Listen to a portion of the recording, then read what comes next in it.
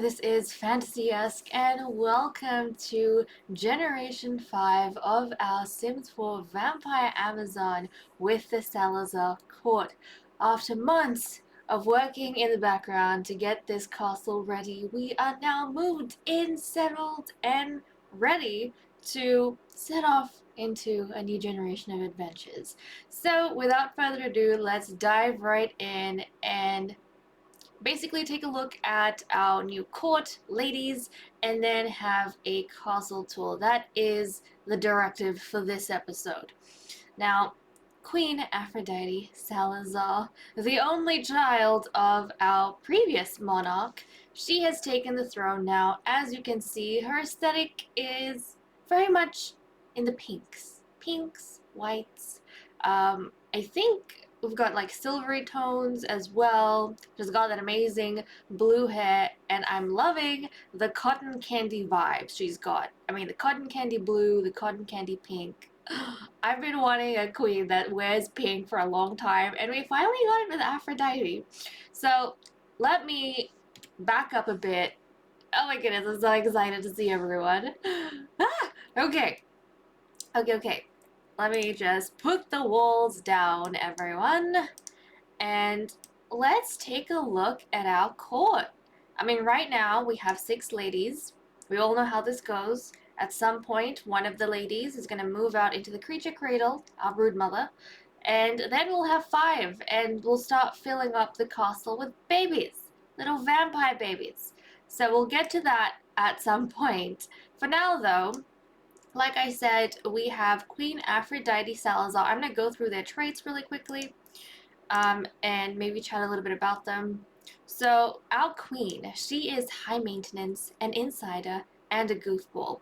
So, growing up, she was always a carefree princess who was very friendly with all of her cousins because pretty much everyone here is cousins except for Lady Angel Valerion because she is a spellcaster that was brought in at the end of the previous generation. But our queen, very carefree, very easy to get along with. Now, when she became a teen, that's when her mother started, you know, drilling into her the conduct of a princess. And I feel like her aunt, Lady Zelda, the priestess, would also have had something to do with that because that's when she started entering the fussy stage. And then she became an insider as a young adult. And I feel like because of how high maintenance she is, she gets ticked off by little things very easily. Not huge things, little things, right?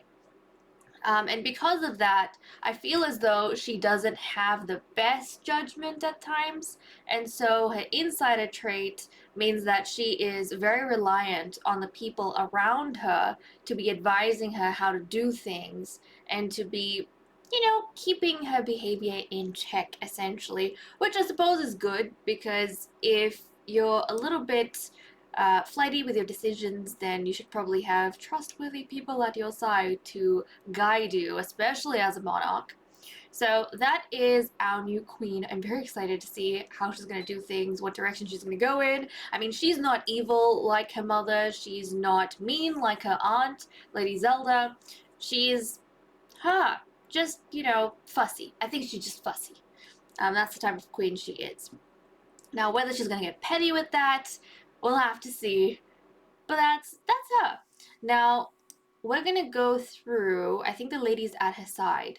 So in this generation, in previous generations, I don't remember exactly how I have designated the seatings beside the queen, but in this generation I decided that it would be depending on who has the highest relationship with the queen, and that means of course that it can change at any time. So right now, the lady with the highest relationship is actually our champion, Lady Saphira Dragon.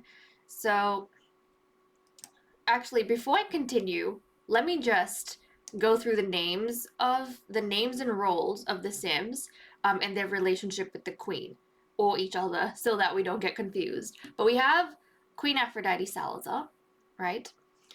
We have Lady Galaxia Dragon, Lady Saphira Dragon, Lady Ciri Dragon. They are sisters. So Saphira and Galaxia are twins. Galaxia is the older twin. They are twins, and their younger half sister is Lady Ciri. Saphira is the champion, Galaxia is the priestess, Ciri is the broodmother, and these three are daughters of Lady Zelda, priestess in the previous generation. They are cousins to Queen Aphrodite because Queen Aphrodite's mother, Queen Wisteria, and Lady Zelda were twins. And then we have Yuki Noxa. She is our scholar in this generation. Yuki is also the queen's cousin from her. Let's see, Yuki's father is the brother of the previous queen. So that's how they're cousins. And then, like I said, Lady Angel Valerion isn't even a vampire. Everyone else is a vampire. She is a spellcaster that was brought in to be our alchemist in the previous generation. Okay, now that I have that out of the way, let's go and check up on Saphira. So Saphira is actually the closest cousin to the queen, and so Queen Aphrodite has bestowed upon her a place at the queen's side. So she's kind of like the queen's closest god and advisor, pretty much. Now, as for her traits, Saphira is a maker, hates children, and is a goofball.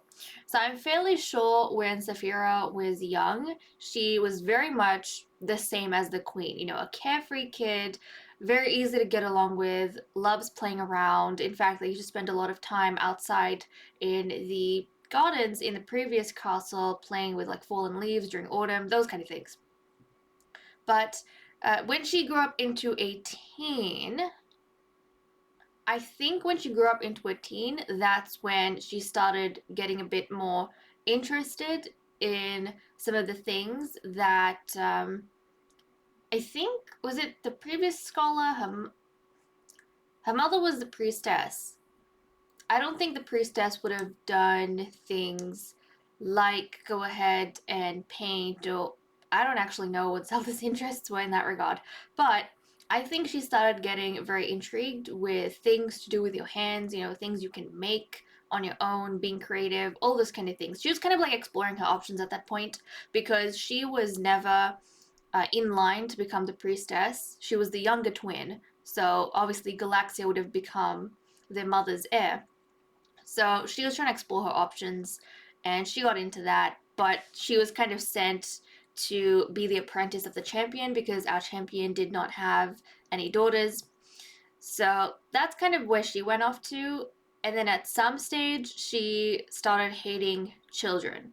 So that came about because she got very serious very suddenly about the fact that even though she was forced to be a champion, that was the thing to do. Everyone had their own purpose in life, and her purpose in the coven was to be a champion, and she wanted to get really good at it. So she started disliking everything about being a child, being childish, not being responsible. That's kind of what she associated children with because that's kind of how she was when she was younger.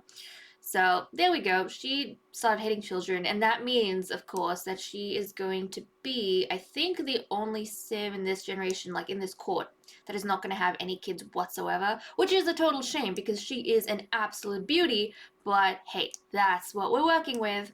Now, on the queen's other side, we have the scholar, Lady Yuki Noxa. Yuki is the second. Oh my goodness. Oh my goodness. What's happening? What's happening? Did my game freeze? Hold on. I'll be back. Okay, the game froze momentarily, but we're fine. So we have Lady Yuki Noxa. She has been given the kind of second seat by the queen's side. She is the next closest to Queen Aphrodite, and she's a scholar. So of course it means that everyone, if they have a good relationship with the queen, will have some kind of influence on the actions that the queen takes. But when she's making serious decisions, she's going to take mainly the counsel of Lady Saphira and Lady Yuki because they're the ones who kind of sit beside her and look over the court. So Yuki, let's take a look at her personality. She's a music lover, she is active, and she is squeamish. I personally feel like Yuki is the most beautiful out of all of the ladies in this generation. You guys can let me know what you think. I kind of feel like it's between Yuki for me and Angel. I feel like they're the most beautiful, but then again, all the ladies are very unique. So anyways, Yuki. Now, I don't remember exactly what traits came in at one point, but I think when she was young, she was a music lover. Now, the scholars in our challenge, of course, they do take part in, the creative pursuits, the artistic pursuits, as well as the scholarly stuff. And I think she took to that from a very young age. Her mother was a previous scholar, of course, Lady Oriana. And she started loving the piano. I think we had a piano in the previous castle, and also the pipe organ. So she was, already into all of that, especially when she used to hear Queen Wisteria playing the pipe organ as a youth. She got very into that, interacted with it. So she kind of knew exactly where she fitted in from the get-go.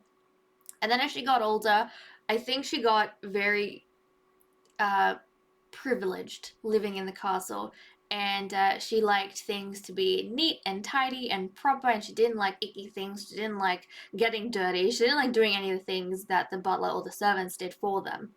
So that's kind of where her squeamish nature came in, kind of like a delicate lady that likes holding the pen, but not really anything else. And then as she got older, she kind of realized that if she wanted to be a really good scholar, as well as having a healthy mind, she needs to have a healthy body. So she became very active. She takes a lot of pride in keeping herself in shape because she feels like that kind of feeds her mind as well. Now that is Yuki. Then we have Galaxia Dragon, Saphira's twin, of course. Galaxia is our priestess. Now, another thing I want to quickly note before we move on is that the dragons, they were like born as Salazars. Their mother is a Salazar, but because they were like a cadet branch, they had a name change when they were children. So they went from being Salazars to being dragons. And as such, their bloodline tattoos had to change. So now they kind of like have this demon dragon tattoo on their right arm rather than the tattoo down their back, which they used to have as, you know, kids, teens living in the previous generation. So now the cadet branch has a tattoo of their own. So all the sisters, the dragon sisters, have this really cool tattoo. There we go. Now, for her traits, she's an animal enthusiast, a loner, and adventurous. Now, when she was young, she was a go-getter, out there, you know, loving the outdoors, loving to explore things. And actually, when she, Saphira, and Aphrodite used to play together, I feel as though it was always her kind of leading them outside and, you know, having fun with the leaves, like always the brave one to step out and encourage the others. You can join me, you can come along too. So she was the one who kind of set the standard, I feel. And then when she became a teen, she became a bit of a recluse. I think mainly because she wanted to explore a lot of things and learn more about herself and just, you know, figure out her way in the world on her own. There we go. I don't know why the game keeps pausing. Or not pausing, but the game, it kind of stops from time to time. Maybe my recording software has something to do with it. But she wanted to learn about the world and things on her own, you know, self-discovery kind of thing. She went through that as a teen. But during that time also, she was apprenticing to be a priestess quite well. And then when she became a young adult or an immortal, then she became an animal enthusiast. And I actually think that trait has more to do with the fact that as priestess, they are in contact with magical animals or creatures like dragons. In the previous season, we had a dragonarium with some dragons that the priestess used to draw power from. So she kind of fell in love with the magical creatures she came into contact with. And who knows, she might establish a little bit of a, you know, farm or a creature area, something like that in this generation. Not entirely sure what just yet, but we might see some magical creatures that she draws her power from that are not dragons, because I feel like after the dragons died in the previous episode, not the episode, sorry, the season, I think the dragonarium may have just been abandoned. So we'll have to see what she decides to go ahead with. But there you go. That is lovely Galaxia Dragon. And then we have the younger sister over here. Oh look, Zelda came to visit, in case you guys are curious. I mean, she looks very much, I mean, the queen and her have like the same aesthetic right now. But this is Lady Zelda Salazar. She is the queen's aunt, and she is the mother of Saphira, Galaxia, and Ciri. Now, this was not intentional, but Zelda is in her dark form right now. She's got that cotton candy blue hair and a pink kind of dress. Not intentional, I swear it. But yes, right now she has the same aesthetic as the queen. But when she like changes out of her dark form, she's actually wearing black and white, and her hair is, I think, blonde? I think it's blonde. Anyways, there we go. Their mother came to visit. How nice. But okay, Ciri. So Ciri is the youngest, I think, in the previous generation. The youngest vampire. Obviously, the alchemist, the newest alchemist, she's the youngest at this stage. But because she's not an immortal, she's going to catch up on them very soon, and she's going to be, like, the oldest member of the family. But Ciri, lovely, lovely Ciri. Her personality, she's outgoing, a goofball, and clumsy. So when she was younger, I have a feeling she was always, like, she was very outgoing. That's kind of what I remember about her.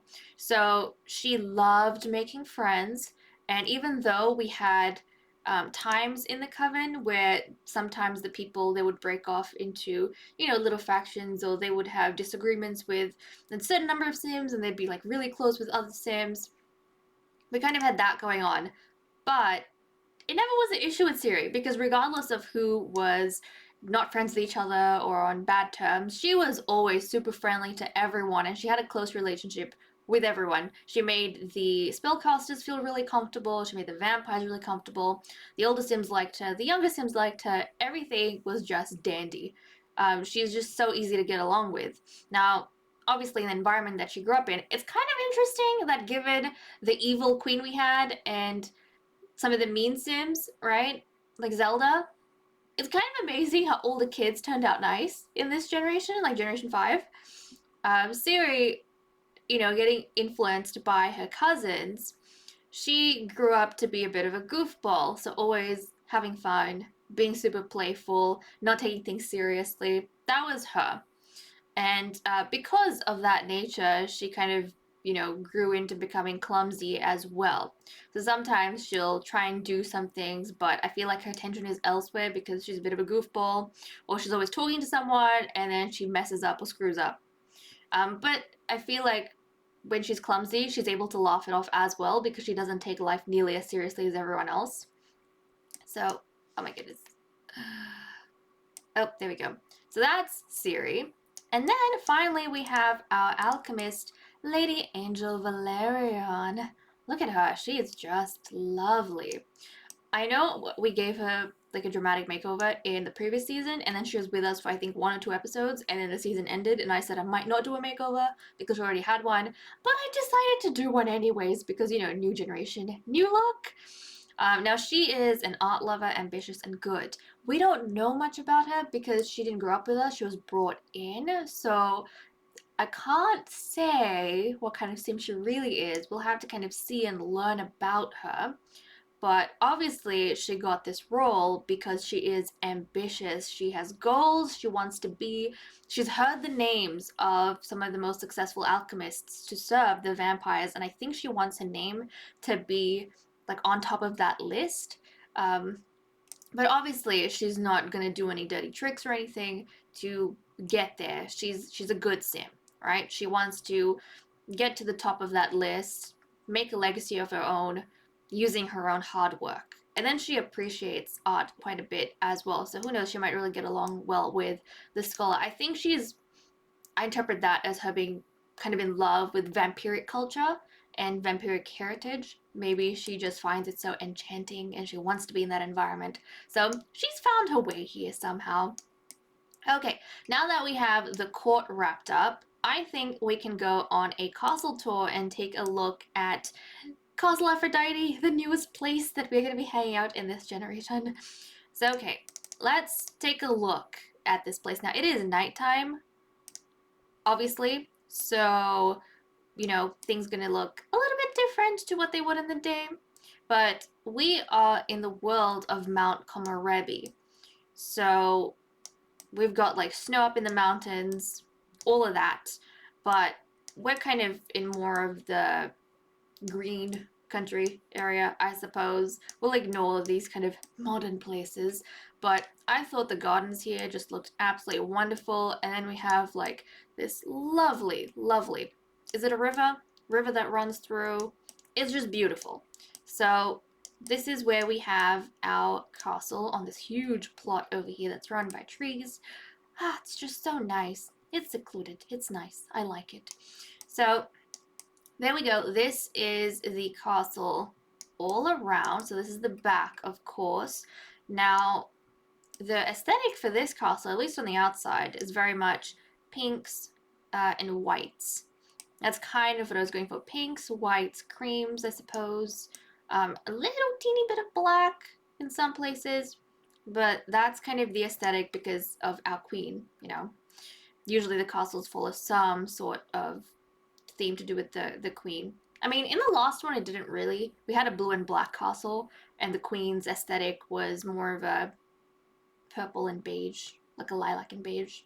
But pink is the aesthetic over here.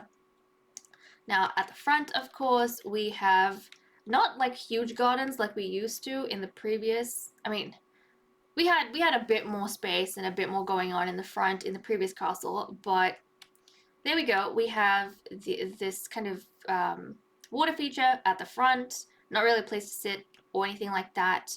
But we do have this adorable little spot out there just because I thought, sometimes they might get bored of the scenery. They might decide to come outside. So there we go. But we don't like have any sort of cauldron for the alchemist like we used to before. We don't have a hot tub out here because really nobody used it. So there we go. We're gonna head on inside and then we'll go through things slowly but surely. Also, we have downsized quite a lot from the previous generation because I felt that in the previous castle we had way too many floors and it took the Sims a crazy amount of time to get from one place to another. So I just decided to, reduce a number of rooms and things and places and hallways so things are just easily accessible. Okay, we're going to start off on this level. Now, if you come in through here, this is the entrance. And then to the left, you have the throne room right away to the left. So there we go. This is the throne room. There's enough kind of seating for all of the ladies to get together in the court. And then we have, if we have extra guests, of course, we have this couch over here. We have a sofa, so that works out very well. A fireplace. Now, unlike the previous generation, we have a throne on a platform, which I like. And the inside of the castle, you'll see very much has a white and pink and gold sort of aesthetic going on. But there we go, with like a little bits of black here and there. And then green, of course. And our throne is green. Our throne is lovely green, which I like quite a bit. It's a nice contrast against our queen.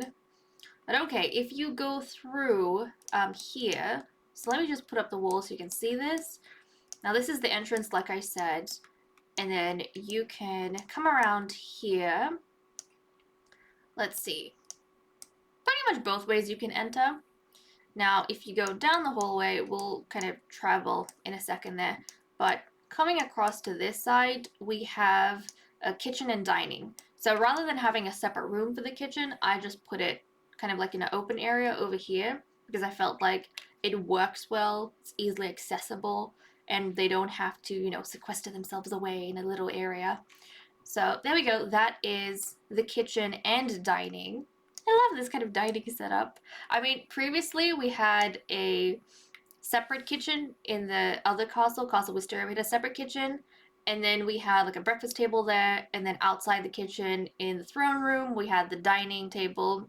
But I feel like everyone used the breakfast table and rarely used the dining, so this time around I was like, I'll just combine the two so they can actually make use of this space. But okay, if you come through this door, this is our coven room. So here is where our vampires are going to be sleeping. So I took a little bit of inspiration all the way from the Generation 1 castle where we didn't have separate bedrooms for everyone. We kind of just had a bunch of coffins. And the vampires used to sleep there. Now, we don't have nearly as much coffins as the amount of vampires in our coven because we have an alchemist and our vampires are always having potions, which means they rarely need to sleep, if at all. Now, sometimes when the alchemist is behind on potions and we don't really have that, they can use these coffins and it's not going to be assigned to any specific vampire. They can just all... oh, goodness. They can all just share. And that's fine with me. But then the queen has a like separate royal coffin in her little royal chamber. So that's what we have here. And then we have a bathroom. Of course, this is like private for these vampires. And they've got this little patio area, which I thought was nice to kind of sit down and look at the view outside. So if you come back out through this way, you have the game hall. So on the other side of these kind of candles, they've got the game hall. Now imagine when they invite guests, this is where I want everyone to be coming. I mean, if they want, they can hang out in the throne room, pay their respects maybe, but ideally we want them to be coming into the game hall and spending the time here. This is where we have the activities. We have a music box, that's going to attract them, I tell you. We have a chess table, we've got darts, we've got the bubble blower. We have the foosball table, we have a cards table, a fireplace. This is like the fun area that everyone's going to hang out in. Plenty of stuff to do. You can build relationships, all of those kind of things. Now, attached to that, we have a little bathroom, and we've got the same bathroom throughout the castle, like exactly in this size as well. The biggest version of that is here, of course, in the coven room, and then the rest is kind of just easy to use, really tiny bathrooms everywhere. We've got like a door from this side and a door from that side, two separate ones for all the guests to use. And actually, we're going to head on outside. So from here, this is where you go on out. And then you can kind of see the castle grounds. So I'll show you here. You come on out from there, and we have a little well. I'm not entirely sure if we're going to use that for any ritual, or if we're going to make wishes or whatnot. If that's just decorative for now. A little fireplace because I thought it was cute. And then we have this adorable bridge. And if you cross the bridge, it takes you to this area. Now this is like it's like a worship ritual meditation area. I'm not entirely sure what name I have for it just yet, but beforehand we used to have like a specific room that only the priestess has access to with statues of the goddess, and then when they have to do readings for the kids, that's where they go to get it done. But this time around, I figured we'd have it outside in a more public spot so that all our vampires can, pray together or do their rituals together. They can all go ahead and meditate together during certain rituals, which we might reintroduce, like Days of the Goddess or something like that. Haven't thought about it too much just yet, but I will get to it at some point. Now, I'm also probably going to just get the Sims to stand or temporarily introduce seats here when we have to do readings and such. But I thought this was a really cool place to, humble the vampires, and maybe at night they come out and have their rituals and such.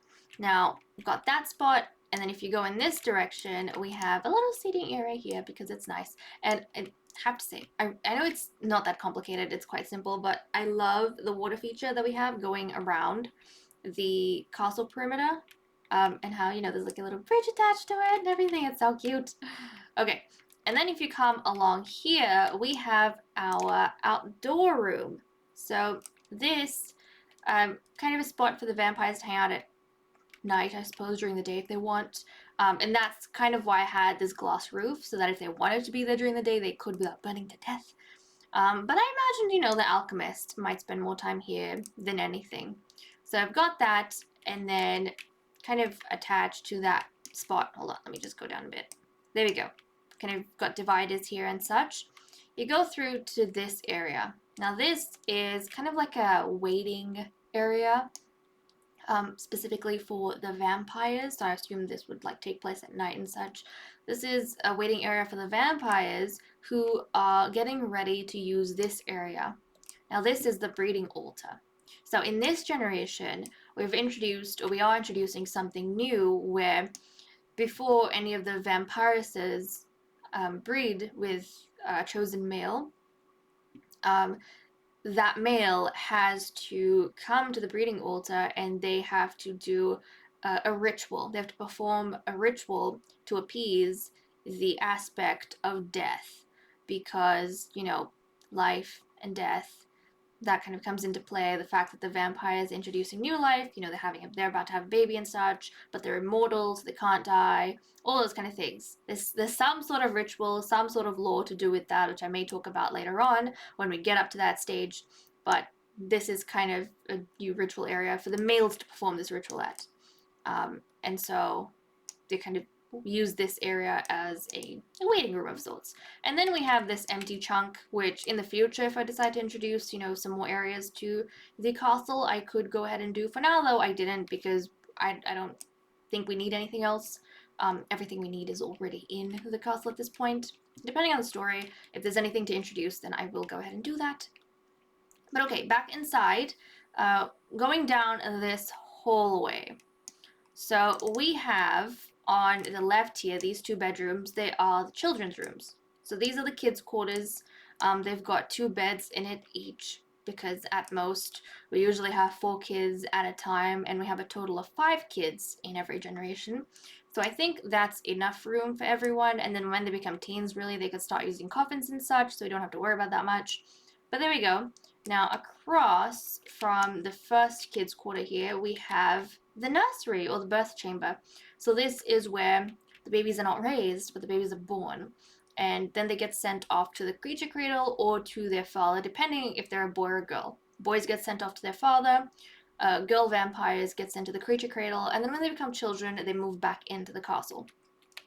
And then next to the birth chamber, we have the Alchemist Quarters. So this is the only bedroom that anyone in, apart from the kids, this is the only bedroom that a member of the court has, and that is Lady Angel Valerian, because she cannot sleep in coffins. She's not a vampire. She needs a bedroom of her own, so that's exactly what she has here. Now, continuing along the hallway over here, we have the common area. So this is the space that I imagine mainly not the guests, but the vampires using, like the coven using in the castle when they don't have guests over. We've got these really pretty alcoves with, you know, some couches, some seats. We've got a cards table, a bunch of mirrors. We've got a pipe organ, chess table, and then a little archaeology table for the scholar to use if they so desire. But that is the hangout area, I imagine, for the vampires. And then we have a set of stairs taking us downstairs. So if we go down to the basement, there's really not much going on here. Oh. Come on. Okay, goodness me. The game kind of tends to freeze from time to time. But this isn't as complicated as basements we've had beforehand because everything's going on upstairs and not downstairs. But we have just this little kind of hallway area over here. And then you come on through to a pool. So in previous generations, I don't think we've always had a pool, if I remember, in the castle. This time around, though, for, you know, the purpose of fitness, I decided to introduce it in the basement so our Sims can come through and actually swim. Our vampires can swim without worrying about the sun. So that's, there we go, we have that. Now, if we come back to the common area, we go upstairs. Okay, there we go. So this is the Erudite Commons. So downstairs is common area. These are the Erudite Commons. Now, I wanted to have initially a library like we did previously. We had kind of like a Beauty and the Beast almost aesthetic library going on. But then I thought, you know what? There's not much in the library that our Sims sometimes do, or it's, I don't know. I mean, they played a lot of chess there, they hang out there from time to time, but that was where I was going, and I really didn't have a specific reason why I switched suddenly. It kind of just happened as I was furnishing this area, but it ended up being kind of like a study library common area. So this is where the knowledge seekers hang out. So again, we have a fireplace, really comfy area here with these alcoves. I've got a bunch of books over here and things, resources for studying, gathering knowledge, and then a like little study table, a sofa, and then we have a printing press. So there we go. We've got that kind of setup for any of the Sims who want to study, and imagine the kids, the teenagers, they can do their homework here and such. All of that. So there we go. Nothing too complicated going on there. Now if you go down this hallway, we have two balconies. So the one on this side, which kind of is the front of the castle, this is kind of where I just decided it might be nice to have the gardens for our either alchemist or our priestess, or maybe like a shared one. I just thought it'd be nice to just on this balcony have, you know, some greenery growing. So that's what we'll have over there.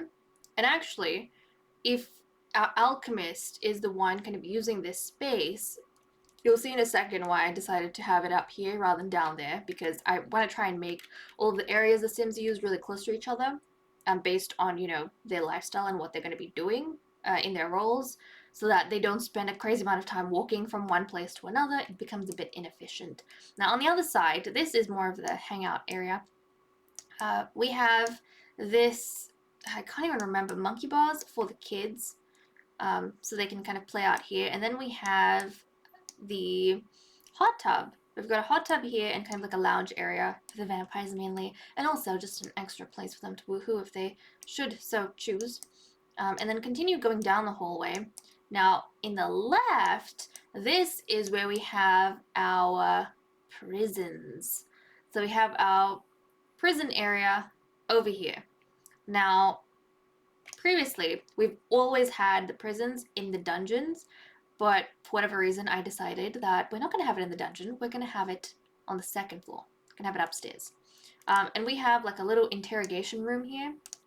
So if you come on through, it's kind of like an open area. You have an interrogation room through that door. And then we have bathroom over here, of course. This is kind of just like an area, I assume, for people who are visiting the prisoners to sit down. And then we've got this, which we'll probably add things to later on, kind of like a shelf, but we haven't really done much to it yet. And then we've got 2 cells with twin beds. So if we want, we can put, like bunk beds, if we want, we can put 2 prisoners to a cell. So we've got that going on. And then if you go through this area, so this is kind of the alchemist's area. This is her storeroom. So she's going to stack up these shelves with potions as she continues to make them. And then she's got, you know, chests and such to add ingredients to, anything else she might need. And then I've got this really cool space. I mean, we've got fireplaces and we've got this really cool space outside. So this is her alchemy station, creation lab, whatever else she wants to do here. We have a cauldron. We've got like sitting areas. We've got a fireplace. It's really aesthetic. She can overlook, just look at how pretty this is. She can like overlook all of that while she goes ahead and makes her potions. This is just beautiful. And obviously because she is not a vampire, she doesn't have to worry about the sun or anything. So there we go. We've got that going. And then if you come back inside, in this kind of area, if you go through there, we've got our training room. So it's an open space. Again, this was something in the previous generation we had in the basement, but this time around I decided against it. I wanted to have it in the second floor. So we've got meditation areas, or like, no, we've got yoga mats over here for them to get into all of that, you know, wellness, stretching and such. And then we've got boxing, we've got the punching bags there. We've also got the sparring machine. Is that it? I think so. And then a ton of space here so that if they do a vampiric spar, they don't have to go outside. They can just do it in here. And that's pretty much it, guys, for our Generation 5 Castle Aphrodite. There we go. Obviously, things are going to start looking maybe a little bit different during the daytime. I'm excited to get up to that when we do. But not much going on in this episode. Well, maybe it was a bit because we were kind of seeing for the first time the new castle and we were, you know, revisiting the ladies, but seeing them after their makeovers and such. But let me know what you guys think about the intro. I'm excited to get feedback on all of that. Let me know what you guys think about the ladies. Who's your favorite? Who do you think looks the prettiest? Who are you biased towards? What do you think about the castle? Maybe what your favorite room or area in the castle is. I would love to know because I spent a lot of time making this. Put a lot of love and effort into it. I will be putting this up on the gallery. Another thing I want you guys to note is that in the description of the video, I will be linking a Google document that has all of the custom content I downloaded specifically for this castle. Now, there's some things that might not be in that list. For example, there's some things I used that I had previously, like the printing press that is not on the list and such. But there's a ton of things I downloaded specifically for this castle. So if you download everything there, your castle should look very, very close, if not exactly the same as what I have here. So make sure you guys download all the custom content in that list, and then you download this castle off the gallery, then you can have like the same castle that I have. But okay, that's pretty much it for this episode. Thank you so much for watching. I hope you all enjoyed, and I will see you all in the next episode. Bye-bye.